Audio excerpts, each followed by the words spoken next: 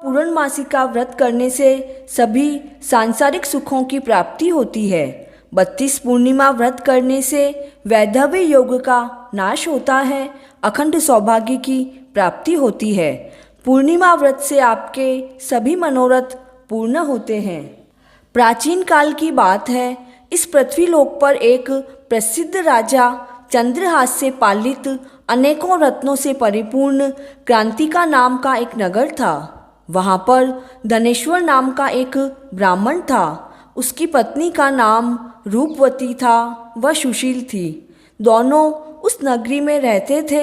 उनका घर धन्य धान्य से परिपूर्ण था, किंतु उन्हें एक बहुत बड़ा दुख था कि उनके घर कोई संतान नहीं थी। एक बार एक बहुत विद्वान संत उस नगर में पधारे। वह संत उस ब्राह्मण के घर को छोड़कर सभी घरों से भिक्षा लाकर भोजन करते थे। रूपवती से वह भिक्षा नहीं लेते थे। वह संत एक दिन रूपवती से भिक्षा न लेकर अन्य घर से भिक्षा लेकर गंगा के किनारे जाकर उस भिक्षा को खा रहे थे। धनेश्वर ने संत का यह कार्य किसी तरह से देख लिया। अपनी भिक्षा के अनादर से वह बहुत दुखी हुआ। धनेश्वर संत से बोला, हे महात्मन, आप सभी जगह से भिक्षा लेते हैं, किंतु मेरे घर से कभी भी भिक्षा ग्रहण नहीं करते हैं। इसका क्या कारण है?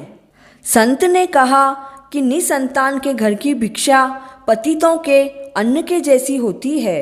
जो पतित का अन्न खाता है वह भी पतित हो जाता है। तुम निसंतान हो, पतित हो जाने के भय से मैं तुम्हारे घर से भिक्षा ग्रहण नहीं करता हूँ। धनेश्वर यह बात सुनकर दुखी हुआ।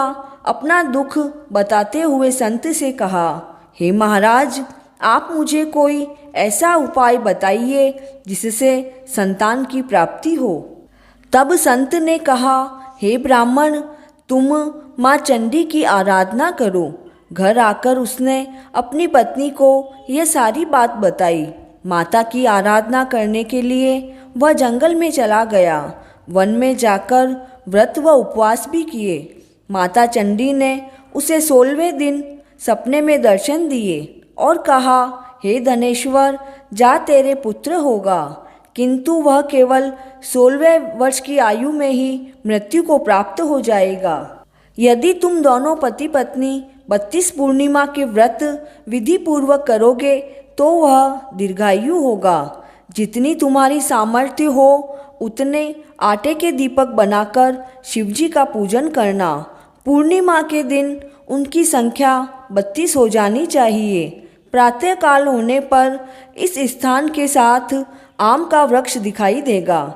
उसके ऊपर से तुम फल तोड़ लेना और तोड़ते ही अपने घर चले जाना। अपनी पत्नी को सारा वृत्तांत कहना। ऋतु स्नान के बाद वह स्वच्छ होकर भगवान शिव शंकर का ध्यान करेगी और फल खा लेगी। तब भगवान शिव शंकर की कृपा से उसके गर्भ हो जाएगा। जब वह ब्राह्मण प्रातःकाल उठा, उसने उस स्थान के पास आम का वृक्ष देखा। उस पर आम का फल लगा हुआ था। ब्राह्मण ने भगवान श्री गणेश जी को याद करके वृक्ष पर चढ़ गया और वहाँ से आम का फल तोड़ के घर लेकर आ गया। उसने अपनी पत्नी से कहा, इस फल को खा लो। उसकी पत्नी ने वह आम का फल खा लिया और वह गर्भवती हो गई।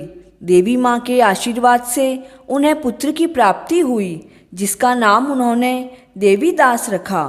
माता पिता की खुशी व चिंता के साथ वह बालक बड़ा होने लगा। माता चंडी के आशीर्वाद से वह बालक हर कला विद्या आदि में निपुण था। माता चंडी की आज्ञा से उसकी माँ ने 32 पूर्णिमा के व्रत शुरू कर दिए, जिससे उनका पुत्र दीर्घायु हो जाए। 16वां वर्ष लगते ही देवीदास के माता पिता को चिंता होने लगी कि इस वर्ष उनके पुत्र की मृत्यु ना हो जाए। इसलिए उन्होंने सोचा कि यदि यह घटना उनके सामने होगी तो वे दोनों उसे देख नहीं पाएंगे। यह विचार करके उन्होंने देवीदास के मामा को बुलाया और कहा कि हमारी यह इच्छा है कि देवीदास 1 वर्ष तक काशी में रहकर विद्या ग्रहण करे। हम उसे अकेला नहीं छोड़ना चाहते हैं, इसलिए तुम उसके साथ चले जाओ। 1 वर्ष के बाद इसे वापस लेकर आ जाना। इस तरह से देवीदास को काशी पढ़ने के लिए भेज दिया। देवीदास को उसके मामा के साथ एक ही घोड़े पर बिठाकर भेज दिया। यह बात किसी को भी नहीं बताई। धनेश्वर अपनी पत्नी के साथ अपने पुत्र को दीर्घायु करने के लिए माता चंडी की उपासना करने लगा और पूर्णिमा का व्रत रखने लगा। कुछ समय व्यतीत होने पर मामा भांजे रास्ते में रात्रि के समय एक गांव में ठहरे। उस गांव में उस दिन एक ब्राह्मण की कन्या का विवाह था। कन्या सुंदर व सुशील थी। जिस धर्मशाला में वर और बाराती ठहरे हुए थे, उसी धर्मशाला में देवीदास मामा के साथ रुका हुआ था। संयोग से कन्या का मंडप और रीति रिवाज पूरे होने लगे। उसी समय वर की तबीयत खराब हो गई। वर के पिता ने अपने सभी घरवालों से परामर्श किया और उन्होंने देवीदास को अपने बेटे जैसा देखकर उनके मन में आया कि क्यों नहीं मैं देवीदास को अपने पुत्र की जगह बिठा दूं। बाकी का कार्य उसकी तबीयत अच्छी होने पर वह बैठ जाएगा और पूरा हो जाएगा। यह सोचकर उन्होंने देवीदास के मामा को कहा। तब मामा ने कहा, लग्न के समय जो भी मधुपर्क आदि दिए जाते हैं, कन्यादान के समय वह सब वर को दिए जाते हैं। वह सभी आपको हमें देने होंगे। वर के पिता ने यह सभी बातें मान ली और मामा ने वर बनने के लिए अपनी आज्ञा दे दी। विवाह कार्य रात्रि में पूर्ण हो गया। पत्नी के साथ वह भोजन नहीं कर सका। देवीदास सोचने लगा कि यह कैसी स्त्री होगी। वह एकांत में विचार करने लगा और उसकी आंखों में से आंसू आ रहे थे।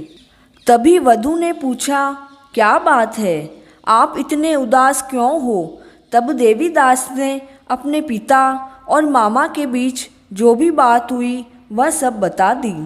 तब वह लड़की कहने लगी, यह ब्रह्म विवाह के विपरीत कैसे हो सकता है? ब्राह्मण, अग्नि सभी के सामने मैंने आपको अपना पति बनाया है, इसलिए आप ही मेरे पति हैं। तब देवीदास ने कहा, ऐसा मत करिए, क्योंकि मेरी आयु बहुत कम है। मेरे बाद आपका क्या होगा? लेकिन वह कन्या दृढ़ विचारों वाली थी। वह बोली, आपकी जो गति होगी वही मेरी भी होगी। हे स्वामी, आप उठकर भोजन करिए। दोनों ने भोजन किया। प्रातःकाल देवीदास ने अपनी पत्नी को 3 नगों से जड़ी हुई अंगूठी दी, एक रुमाल दिया और बोला, हे प्रिय, यह लो और इसे संकेत समझकर स्थिर चित्त होकर ले जाओ। मेरे मरण और जीवन जानने के लिए पुष्प वाटिका बनवा लो। उसमें सुगंधित पुष्प लगाना, प्रतिदिन उनमें पानी डालना, उसे आनंद से देखा करना। जिस दिन मेरे प्राणों का अंत होगा, वह सभी फूल सूख जाएंगे। अगर फूल फिर से हरे हो जाए तो समझना मैं जीवित हूँ। यह समझाकर वह चला गया। प्रातःकाल होते ही वहाँ गाजे बाजे बजने लगे। जिस समय विवाह कार्य पूर्ण करने के लिए वर व सभी बाराती मंडप में आए, कन्या ने वर को देखकर अपने पिता से कहा, यह मेरा पति नहीं है। मेरा पति वही है जिसके साथ रात्रि में प्राणी ग्रहण करा है। इसके साथ मेरा विवाह नहीं हुआ। अगर यह वही है तो बताए, इसने मुझे क्या कहा था? इसने शादी के समय कौन कौन सी वस्तुएं प्राप्त की है? इस पर कन्या के पिता जान गए कि उनकी पुत्री सत्य बोल रही है। कन्या ने सभी बातें पिता को बताई।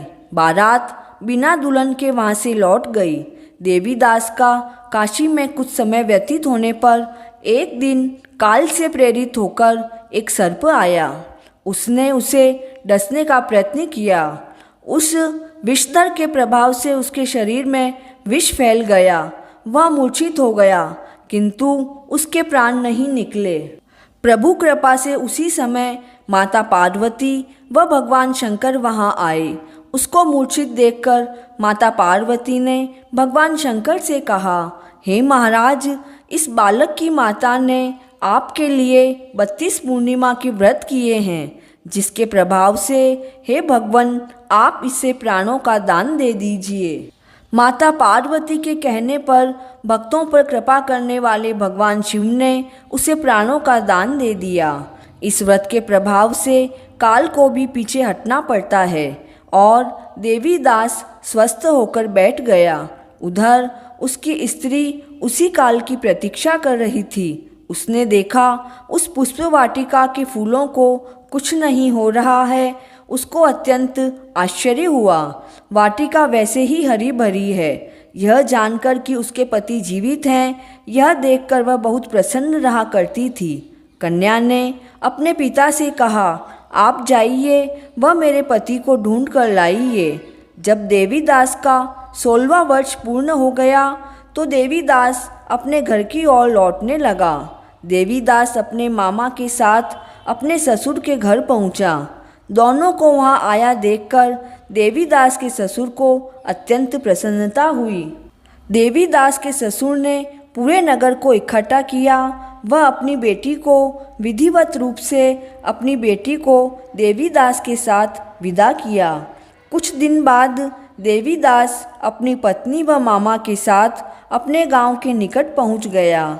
गांव के लोगों ने उसे देखा व उसके माता पिता को सूचना दी कि तुम्हारा पुत्र देवीदास अपनी पत्नी व मामा के साथ आ रहा है।